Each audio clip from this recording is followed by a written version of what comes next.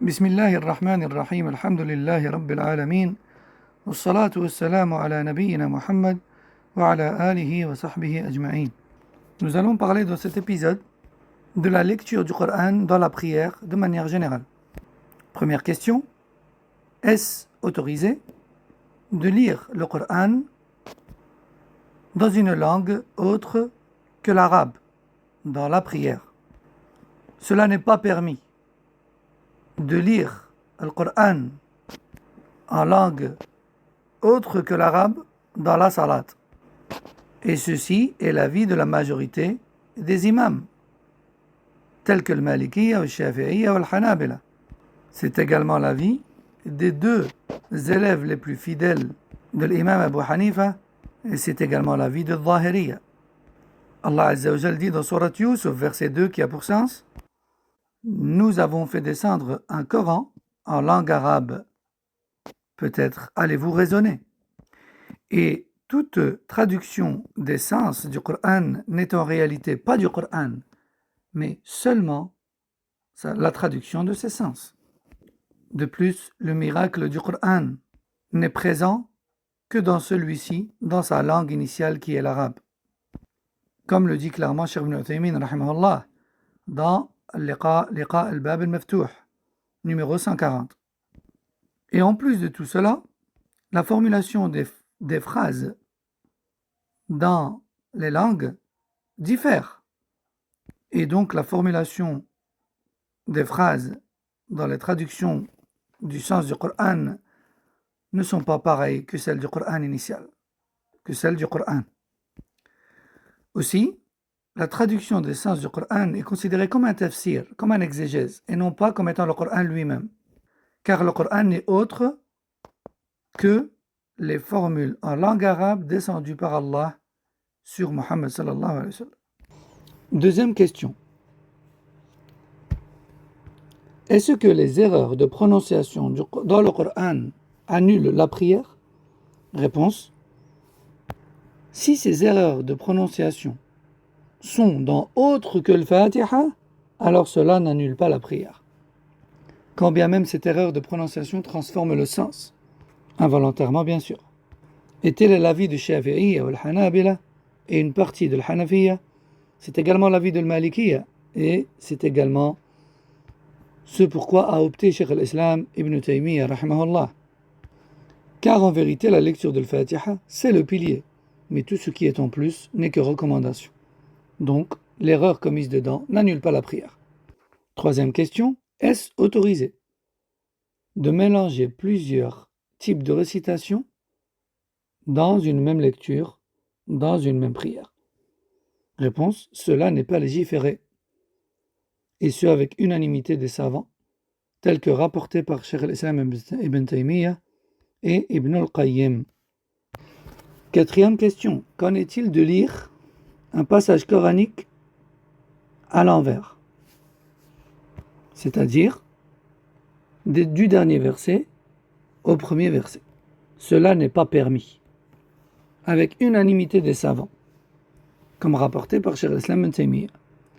Et Abdullah bin Mas'ud, qu'Allah l'agrée, a dit, concernant celui qui lit le Coran dans le désordre, ou dans le sens inverse, cette personne a le cœur inversé. Cette personne a le cœur inversé. Ceci est donc haram et strictement interdit. De plus, l'ordre des versets n'est pas discutable, et ce, avec unanimité des savants de l'islam.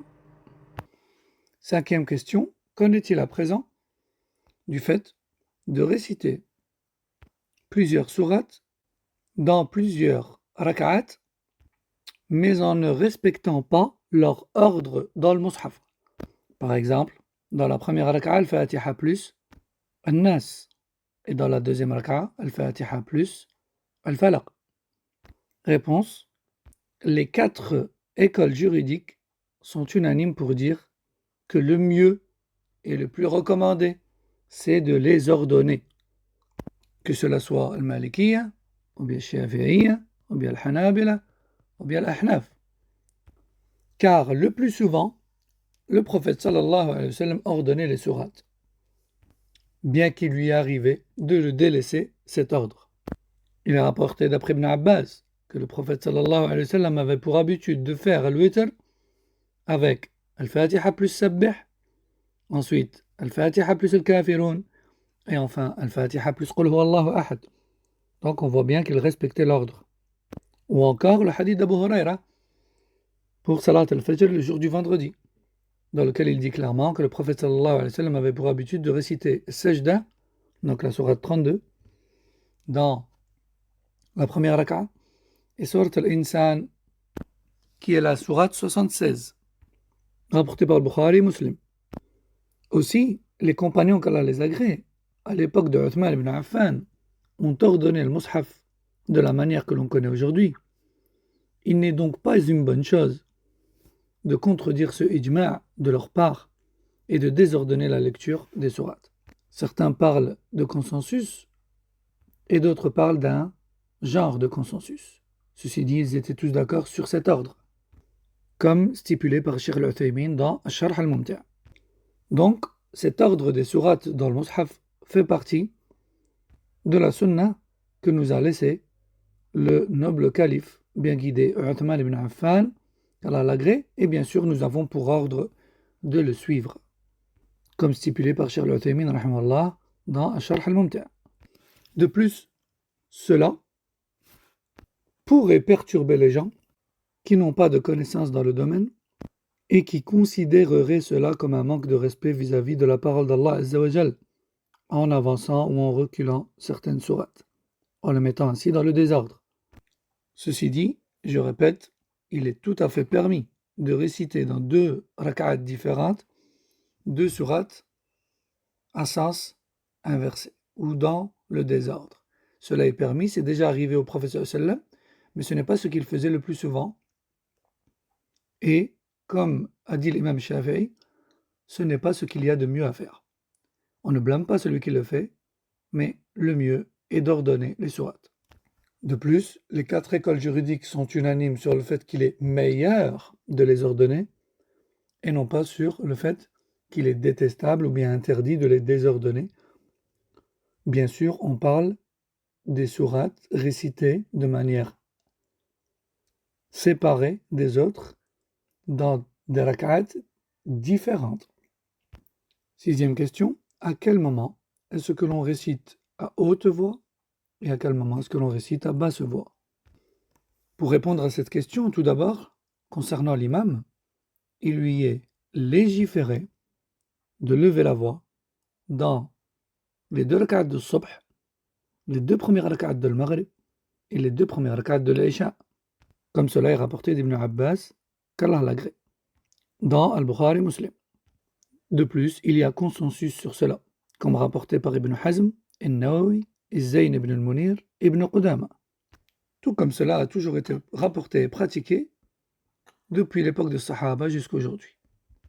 Ensuite, est-ce que le fidèle qui se trouve derrière un imam doit réciter à basse ou à haute voix? Réponse, la sunna et l'enseignement du prophète sallam et des compagnons, c'est de réciter à basse voix. En effet, il a rapporté d'après Imran ibn al-Husayn qu'un jour, dans Salat al-Dhuhr qui se fait à basse voix, un homme s'est mis à réciter derrière le prophète sallam. Et après la prière, le prophète sallam a dit « Qui d'entre vous a fait cela ?» Et l'homme a dit « Moi ». Et le prophète sallallahu alayhi wa sallam de lui dire « Tu m'as perturbé dans ma récitation ». Il a dit cela comme pour le blâmer, rapporté par Muslim. De plus, l'unanimité des savants est rapportée sur le fait que la sunna pour le fidèle, c'est de réciter à basse voix, et qu'il est détestable, voire interdit et non légiféré pour le fidèle de réciter à haute voix. Car en fait, le fidèle a pour ordre d'écouter l'imam et de se concentrer sur le suivi de celui-ci, et non pas de perturber l'imam et les fidèles comme s'il était seul. Ensuite, qu'en est-il de lever la voix dans une prière qui s'accomplit à haute voix, mais par une personne qui est seule de sa prière, et non pas derrière un imam? Eh bien, les savants ont divergé là-dessus. Un premier groupe a dit, il lui est tout de même recommandé de lever la voix, même s'il prie seul, si c'est une prière à haute voix. Tel est l'avis de Al-Malikiyya ou Shafi'iyya. C'est également un avis qui existe chez Al-Hanabila, et c'est même l'avis de la majorité des savants, comme stipulé par l'imam Al-Nawawi dans Al-Majmou'. C'est aussi ce pourquoi a opté l'imam Ibn Hazm, et à notre époque Cheikh Ben Baz, ainsi que le comité permanent de la fatwa d'Arabie Saoudite. Car celui qui prie seul, il est dans la position de l'imam en fait. De plus, il ne doit écouter personne à part lui. Donc il peut se permettre de lever la voix. Quant au deuxième avis, eh bien, celui-ci dit que la personne qui prie seule et qui accomplit une prière qui à la base s'effectue à haute voix, a le choix. Dit autrement, tu peux très bien faire la prière de l'Fajr à haute ou à basse voix. Si tu es seul, tu as le choix. Tel est l'avis de l'Hanafiyya, l'avis le plus connu de l'Hanabila, et c'est même l'avis de Cheikh Al-Uthaymin, rahimahullah. Ceci car en fait le volume de la récitation dans la prière est une chose recommandée et non pas un pilier ni une obligation. Pourquoi également? Car il prie seul, il ne porte pas la responsabilité des fidèles qui seraient avec lui et de qui il serait responsable et pour qui il doit réciter afin qu'ils l'écoutent. Voyons à présent, qu'en est-il de l'isti'adha dans la prière et à quel moment la faire? C'est-à-dire, A'udhu billahi minash shaytanir rajim. Réponse, il est recommandé chez la majorité des savants de dire l'isti'adha dans la prière. Et c'est l'avis de la majorité, comme j'ai dit, al-Hanafiyya, al-Shafi'iyya, al-Hanabila. Allah dit dans le Coran, dans Surat les abeilles, verset 98, qui a pour sens, si tu es sur le point de réciter le Coran, alors recherche protection auprès d'Allah contre le shaytan, le lapidé. C'est-à-dire, toute récitation du Coran, que ce soit dans la prière ou autre. À quel moment faire cette isti'ada? L'isti'ada se prononce juste avant la récitation. Et tel est l'avis de la majorité, Hanafiyya, Shafi'iyya ou al-Hanabila. Tout simplement, car le verset dit clairement si tu es sur le point de réciter, et deuxièmement, car l'isti'ada sert à se protéger contre les insufflations qui pourraient survenir pendant la récitation. Et on a besoin de cette protection avant d'entamer la récitation. Donc ceci concernait la lecture du Coran de manière générale dans la prière. Wallahu a'lam. Wa sallallahu wa sallam ala nabiyyina Muhammad wa ala alihi wa sahbihi. Assalamu alaikum wa rahmatullahi wa barakatuh.